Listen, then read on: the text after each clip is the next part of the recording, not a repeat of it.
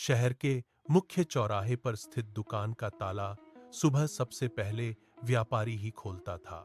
उसके गोदाम में सोने के सिक्कों के ढेर लगे थे, जिनकी चमक से कमरा जगमगाता रहता था। वह हर दिन उन सिक्कों को गिनता, उन्हें एक थैले से दूसरे में डालता और फिर से गिनता। जब सिक्के हाथ से फिसलकर फर्श पर गिरते, तो वह तुरंत झुककर उन्हें उठाता। उसकी उंगलियां सिक्कों की सतह पर बार बार रगड़ती थीं। दुकान के बाहर से गुजरने वाले लोग उसे देखते, लेकिन वह किसी की ओर नहीं देखता था। उसकी नजरें केवल तिजोरी के भीतर रखे कीमती धातुओं पर टिकी रहती थीं। रात को जब वह घर लौटता, तो भी उसकी नींद में सिक्कों के गिरने की आवाजें गूंजती थीं। वह अपनी संपत्ति को देखता, फिर खिड़की से बाहर अंधेरे में छिपे शहर की ओर ताकता। उसके मन में एक ही विचार बार बार आता था कि ये ढेर अभी भी कम है। वह अपनी कुर्सी पर बैठता, अपनी हथेलियों को आपस में रगड़ता और सोचता कि कैसे इस धन को और बढ़ाया जाए। उसे और अधिक चाहिए था, हर दिन, हर पल। एक वृद्ध व्यक्ति दुकान के भीतर दाखिल हुआ। उसके पैर की आहट व्यापारी के सिक्कों की खनक से टकराई। वृद्ध ने व्यापारी की ओर झुककर फुसफुसाया, दूर घने जंगल के बीच एक जादुई पेड़ खड़ा है। जो भी उसे स्पर्श करेगा, उसके हाथों में वह शक्ति आ जाएगी, जिससे हर छुई हुई वस्तु शुद्ध सोने में बदल जाएगी। व्यापारी ने तुरंत अपनी तिजोरी बंद की। उसने बिना पीछे मुड़े दुकान का दरवाजा लात मारकर खोला और जंगल की ओर दौड़ पड़ा। वह कंकड़ पत्थरों पर गिरता पड़ता आगे बढ़ता रहा। उसकी सांसें तेज थीं। अंत में वह एक विशाल चमकते हुए पेड़ के सामने रुका। उसने कांपते हाथों से पेड़ की छाल को छुआ। अचानक उसकी हथेलियों में एक तीव्र झंझनाहट दौड़ गई। उसकी उंगलियों के पोरों से सुनहरी रोशनी निकलने लगी। उसने अपनी हथेली को गौर से देखा, जो अब धातु की तरह चमक रही थी। वह हंसा। उसने पेड़ की एक टहनी को फिर से छुआ और वह तुरंत सोने की बन गई। व्यापारी ने अपनी मुट्ठियां भींची। वह वापस शहर की ओर भागा। व्यापारी हांफते हुए अपने घर के भीतर दाखिल हुआ। उसने सबसे पहले अपनी लकड़ी की कुर्सी को छुआ। वह तुरंत भारी और चमकदार सोने में बदल गई। उसने मेज पर हाथ रखा। मेज की सतह धातु की तरह ठंडी और पीली हो गई। उसने दरवाजे के कुंडे को पकड़ा। वह भी सोने का बन गया। वह घर के हर कोने में दौड़ता रहा। जिस भी चीज को उसने छुआ, वह कीमती धातु में तब्दील हो गई। उसकी हंसी पूरे कमरे में गूंज रही थी। उसने अपनी हथेलियों को आपस में रगड़ा।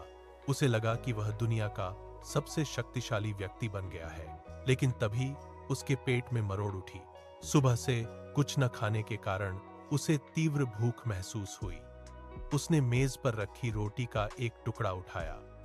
जैसे ही उसकी उंगलियां रोटी से टकराएं, वह नरम टुकड़ा सख्त होकर सोने का बन गया। उसने उसे दांतों से तोड़ने की कोशिश की, लेकिन उसके दांत धातु की कठोर सतह से टकरा कर रह गए। उसने दूसरा टुकड़ा उठाया। वह भी सोने में बदल गया। उसके हाथ कांपने लगे। उसने रोटी को फर्श पर फेंक दिया। वह भारी आवाज के साथ गिरी। भूख की जलन अब उसके गले तक पहुंच रही थी। उसने अपने हाथों को दूर करने की कोशिश की, लेकिन वे अभी भी सुनहरी चमक के साथ चमक रहे थे। उसे पहली बार महसूस हुआ कि यह शक्ति एक जाल है। व्यापारी अपने हाथों को हवा में झटक रहा था, जैसे वह किसी अदृश्य आग से बच रहा हो। तभी कमरे के बाहर से छोटे कदमों की आहट सुनाई दी। उसकी बेटी दौड़ती हुई अंदर आई। उसके चेहरे पर मुस्कान थी।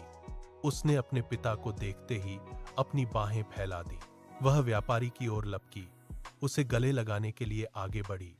व्यापारी की आंखें फटी रह गईं। उसने चिल्लाकर कहा, नहीं, रुको, मेरे पास मत आओ। लेकिन उसकी चेतावनी हवा में ही दब गई। बेटी की बाहें व्यापारी की कमर से जा लगीं। एक पल में वह कोमल स्पर्श धातु की कठोरता में बदल गया।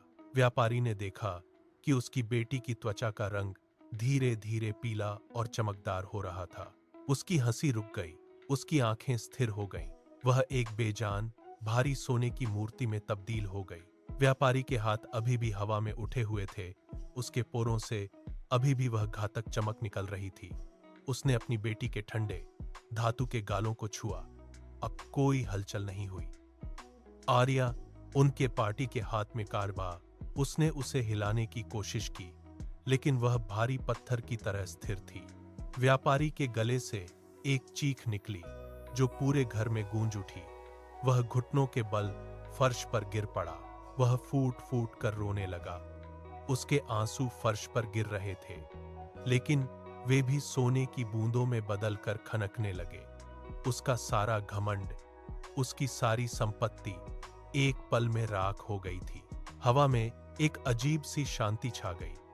तभी वह वृद्ध व्यक्ति कमरे के बीचों बीच प्रकट हुआ। व्यापारी ने अपना सिर उठाया। उसकी आंखों में पश्चाताप के आंसू थे। उसने कांपती आवाज में कहा, मुझे सोना नहीं चाहिए, मुझे बस मेरी बेटी वापस चाहिए। वृद्ध व्यक्ति ने व्यापारी के कांपते हाथों को छुआ। एक हल्की सी चमक उठी और गायब हो गई। व्यापारी के हाथों की सुनहरी चमक लुप्त हो गई। अचानक कमरे में एक धीमी सी आह सुनाई दी। सोने की मूर्ति की त्वचा फिर से नरम और गुलाबी होने लगी। बेटी की उंगलियां हिली। उसने अपनी आंखें खोली और गहरी सांस ली। व्यापारी ने उसे कसकर गले लगा लिया। उसने अपनी बेटी के धड़कते हुए दिल को महसूस किया। उस दिन के बाद व्यापारी ने अपनी सारी संपत्ति दान कर दी। उसने लालच का त्याग किया और अपने परिवार के साथ एक साधारण, खुशहाल जीवन जीने का संकल्प लिया।